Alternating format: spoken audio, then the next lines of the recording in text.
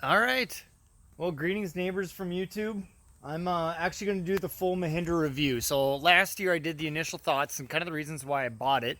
Um, but you can only get so much out of that without actually spending some time with this machine. So I've had it just less than a year. I've put just short of 140 hours on it. I've done just about everything I intend to do with it regularly. So I have a little bit of experience in planting. I don't actually harvest because everything I do is deer plots. So a lot of planting, ground leveling, actually tree clearing, tree moving, a lot of wood applications because I have that massive wood boiler over there. See if there you go, you can see the big pile of wood. Um, so I use it for that mainly, and then for snow removal because where I live, you get a lot of snow. So, some things I just want to touch on again that I probably talked about in the other video, but I just want to let you know. So, the big selling point of a Mahindra is really the price compared to any of the other manufacturers in this size range. So, the tractor with the loader weighs right around 9,000 pounds. So, if you get roughly the same size in weight of a John Deere, you're talking well over 60 grand, probably closer to 70. Kubota's less. It's about 10 grand or so less in weight. They all try to vary in what size each one of them is. Is this really a 5 series in John Deere? I don't know. Not really in weight and capacity. It's somewhere between a 5 and a 6. So it's hard to tell it right where it measures up in each other one of the manufacturers' kind of ranges, but price is where it smokes them. Back when I bought this was kind of before all the major steel tariffs hit. So with the loader and everything done, I was out the door for I think 45, and that comes with basically everything you see here, minus the grapple. So really not that bad comparatively. I would really challenge the thought that somebody else can do it for cheaper. Now with Mahindra, you are not getting bells and whistles. It isn't a John Deere, and for those of you who like all the bells and whistles, this may not be the type of tractor for you. It's simple, heavy, brutish is kind of how I would describe it. Get some other things out of the way. I know that Mahindra in the past has kind of had maybe a black eye on YouTube specifically about some of their warranty and maintenance issue stuff. And I've listened to a lot of those videos, and all those videos raise legitimate complaints with something Mahindra has decided to do business-wise or something they failed to honor on the warranty. I can tell you I've had this thing in the shop 3 times for warranty stuff, either stuff that manufacturer did or stuff that Mahindra failed to do. They've never charged me $1. They've picked it up for free, brought it there, and brought it back, and fixed the issue minus one thing I'm going to show you I'm still having issues with. It isn't great, and really I'm going to find out how big of a problem it is this winter. The capacity on the front end loader is one of the big things that sold me on this machine. I was in a John Deere 4 Series. It was a 4066R. And with that grapple that weighs about 900 pounds, it was incredibly tippy. I could feel all the time whenever you reach up to dump, the whole back end would come with you. And I had weights on the back end. I did not have fluid in the tires.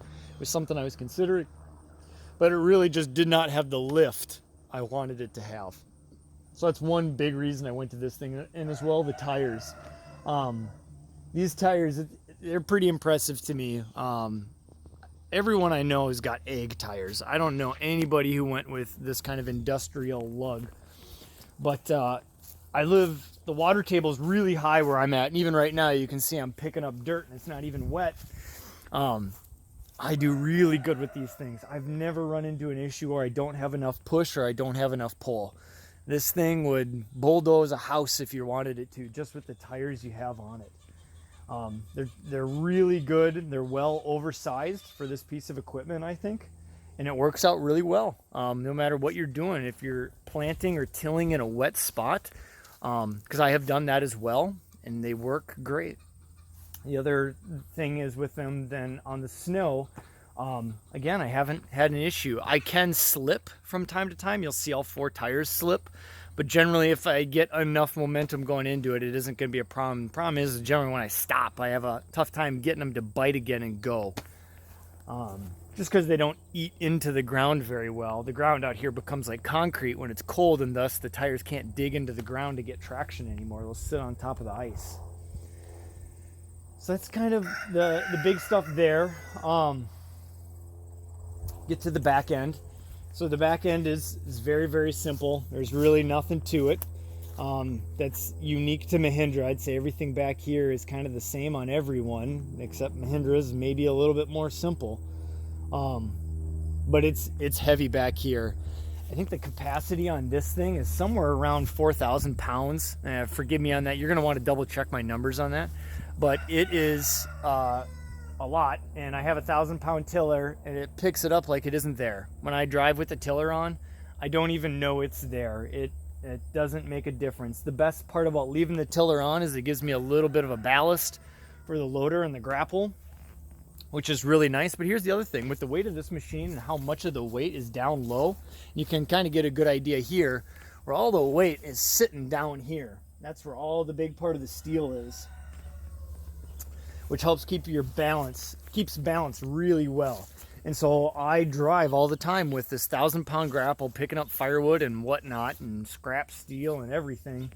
I've never had these back tires kick off the ground. I actually been ripping at this stump for a while, and I'll get underneath it. I just can't totally rip it up. But those back tires won't come off the ground. It's really well built and well balanced.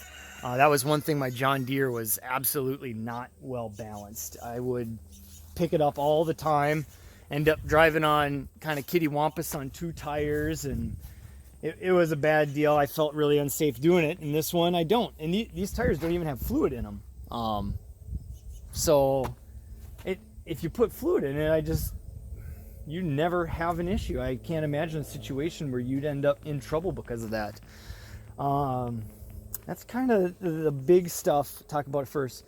Another thing kind of compared to the John Deere is the gallons per minute flow from the hydraulic pump. It only has one hydraulic pump for the steering column and the cylinders themselves, the lift cylinders. And you know, it's powerful, but it's not snappy. You're going to be slower, or you're going to have to run the engine at a higher RPM to get the snappiness you may like or be used to. You know, I've been with this thing for a while now. I barely remember how fast that John Deere was, but I remember noticing that immediately, that it's just not as quick as the John Deere was. Kind of one random note. I know on other machines they do this hydraulic setup quite a bit differently. I would say from, you know, kind of the logging perspective, whenever you're doing anything with it in the woods, those hydraulic lines they're a problem. And it's hard to see from here. I'm trying to get the angle right, but you can see how they sit well over the tire, but there's nothing really protecting them. So if you hook a branch or something in there, even a fence post, I'm going to rip a hydraulic line pretty easily. So I don't have a bright idea yet on what to do. Honestly, what would be nice is just a complete shield. Some of them, they actually wrap this thing through and then they'll put it through the loader arm, which, great engineering, not possible on this machine. I believe one of the Mahindras actually does that already, just not this particular one. And then you can see the hydraulic lines go down there, totally exposed with no guard until you really get underneath the tractor, and then they have a guard. I've never ripped one, never damaged one, but we both know that day is coming, and it will happen eventually where I will rip one of those pretty good, and that'll cause me some heartache. Other than that, I think that's kind of it, what I want to talk about on the outside. This little tool carrier system is something I made. So it doesn't come this way. I just use heavy duty zip ties and I put a bunch of tools on the front for all the random stuff I do. It's pretty handy, especially like just this axe for getting rid of stumps. It's pretty dang handy. But yeah, Mahindra doesn't come that way. Not hard to do for yourself. And then here's the pull for the engine. Just a simple pull that handle and she pops up and it works really good. One thing I've been noticing is it's been eating a little bit of coolant. I haven't caught it leaking, but and I don't see it coming out of the exhaust. So I don't exactly know what's going on with it, but you can see even now it's a little bit low, and I had it at max just a couple days ago. So that's something I'm probably going to have to get checked out eventually. Maybe before the winter I'll have it back in the shop and have them take a look at it. And that's it for the outside. So the cab. The cab is where you spend all your time. Probably one of the biggest factors when you're going to buy a tractor is kind of what does your workspace look like. So chair's nice. I got no issues with the chair. It'll keep air for maybe 3 days. I generally got to pump it back up every time I start it because I don't use it every single day. The rest of the handles here are all right here. They're real simple, easily marked. I would note that, nothing is right where you can leave your arm on the rest here. So sometimes when I'm doing tractor stuff, I'll spend 10 hours on the tractor. It'd be nice if your shift handle is actually further back here instead of up here, just to make it easier when you're doing all these types of shifting maneuvers. And I'm 6 foot tall, so I got pretty long arms. But when you're spending all day in this thing, that can be a pain. And kind of same thing with the loader handle. You have no way to rest your arm. Now, if they just moved it a couple inches, it would have been easier just to put your arm here, and just takes a little bit of steel bending to do that. But the engineers didn't decide that was worth it. They liked it more up here. I actually have not used the rear hydraulics at all, besides obviously the 3-point. So I can't tell you how good or bad they are. One thing I personally really like compared to the John Deere is actually the sound system that's in here. So there's one speaker, and there's the other speaker, and then you got to order a radio. I just bought this thing off Amazon. All I needed it to do is have Bluetooth. Probably took me, I'm no expert at this type of stuff, and it took me probably 10 minutes to do it. And it works like a charm. Has great audio. The cab is extremely quiet, much quieter than my John Deere was. I think it has a lot to do with the engine itself. There's an extra sound barrier up front between me and the engine. It's also just a quieter engine. It's bigger, but it runs at a much lower RPM, and you don't get quite the roar out of it. So it makes it really nice for that. And for those of you who've got kids or grandkids, this buddy seat was stupid expensive. I don't even remember how much I paid for it. I just remember I was shocked Mahindra wanted to charge that much, but I couldn't find another one that matched the bolt set like this, and I'd have to custom make one. And it's nice, this one lays flat, picks up. Comes with a seat belt, comes with everything I wanted it to come with. So I like it. I paid too much money for it, but I wouldn't change my mind on it. Because it's really important, to have a safe place for a kid to sit in here, and just to be able to bring them with and teach them a tractor. I bet my 4-year-old knows how to drive a tractor better than most people out there. And then the rest of it. So the shuttle shift was a big thing. I had to get used to. Now I'm very used to it. If I could rewrite everything, would I make this tractor a hydrostatic? I would. But it doesn't stop me in any way or hinder me. I just like the hydrostatic better. It's easier, it's quicker, it's a little bit more responsive going back and forth, and then your spouse can get in and drive and not feel a little bit overwhelmed that there's literally about 20 different switches, pedals, and levers in here, and it can get really complicated to drive. To me, or somebody who's using it all the time, it's not a big deal, but when somebody else and you need some extra help on the property, and you got to get them to get in the tractor and do something for you, it's kind of challenging how complicated this thing can be if you don't know what you're doing. But the shuttle shift works great. For those of you who don't know, if you're in medium range, medium or lower, and you're in third or lower, you don't need to use the clutch anymore. You just pull it in neutral in the shuttle shift, get it in gear wherever you want it over here, and then flip the shuttle shift, and then it just goes. There's nothing to it. It works great. Mahindra's got a great system for that. I've had no issues at all with that. I have no complaints. Another thing I got no complaints about is the heating and air conditioning unit. I've used it now in -20, and I've used it in about just short of 100 degrees here. It doesn't get terribly warm in Minnesota, but 100 degrees is still pretty smoking hot with a lot of humidity. And the air conditioner does work very well. Very happy with that. Another thing I just kind of show you is the mirrors on this thing. It comes factory with these sets of mirrors on them, and they're really good. I have no complaints. I wish there was a way to kind of bolt them in better. So once in a while when I go through the woods, I'll snag a tree branch on one of them. They're not like a big tree branch, just a couple leaves. And then I'll bend them in and I got to bend them back. It doesn't do any damage to them, but it's just kind of irritating because it actually traps the door shut when that happens. So kind of a small deal. I just wish they were built a little bit tougher. There's some way to get them in stronger so they could maybe snap a little branch or something like that. The light sets here work great. I use them a lot in the winter. I don't use them much in the summer because I don't drive the tractor much after 10 o'clock. That's the only time I need them. So here's the exhaust system.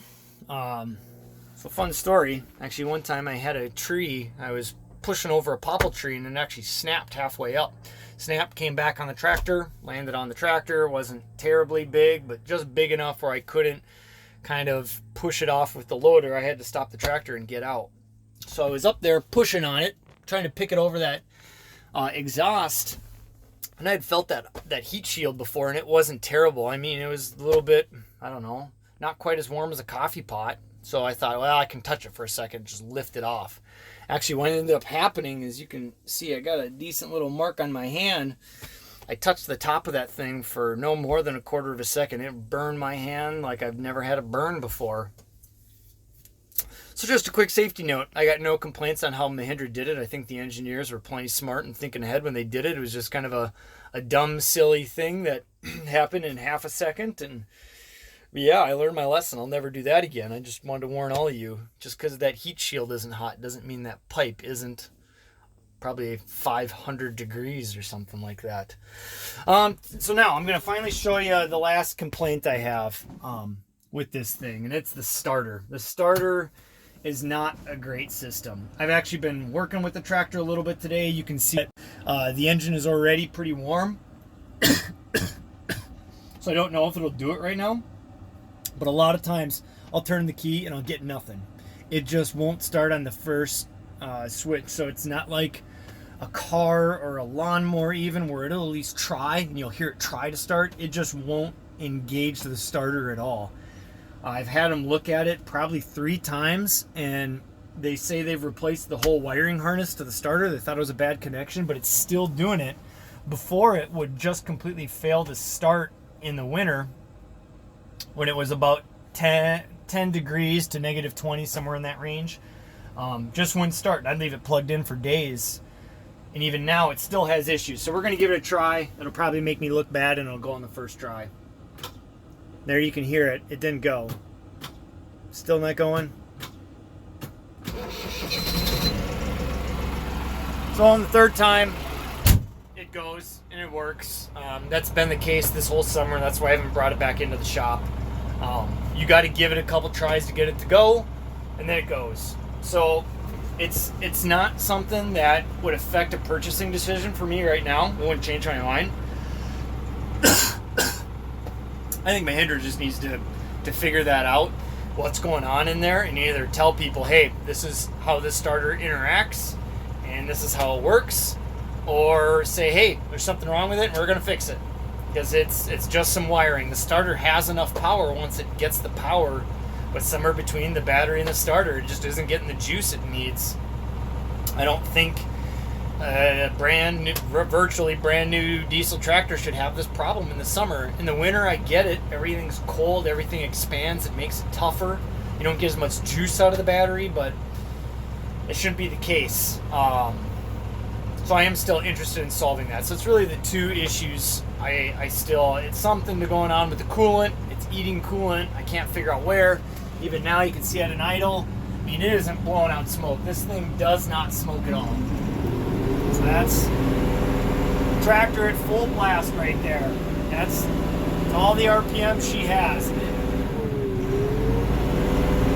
Let me tell you, I know for sure that muffler is doing its job.